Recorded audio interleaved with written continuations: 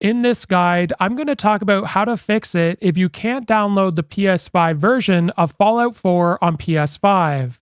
Now, this was definitely an oversight by the team, because if you got Fallout 4 from the PlayStation Plus collections when it was offered, you cannot upgrade to the Fallout 4 PS5 version. Now, the developers are aware of this issue and they are working on it, so people who bought Fallout 4 from the PlayStation Plus collections are able to upgrade to the PS5 version, but as it sits right now, you have two options. Either you go to the PlayStation Store and buy Fallout 4 for $20, I believe, at this time, or you wait for the developers to release an update so PlayStation Plus people who got Fallout 4 are able to update to PS5. Now, it's unfortunate because just a few days ago, you were able to buy Fallout 4 for 75% off in the PlayStation Store, and I'm sure a lot of people would have done that had they known this was going to be an issue.